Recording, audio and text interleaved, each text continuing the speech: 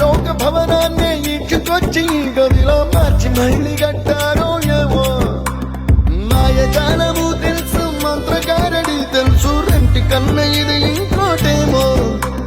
నీలాకాశం నేలాకొస్తే ఇట్టాగే ఉంటాదో ఏమో ఈ సంతోషం దాచాలంటే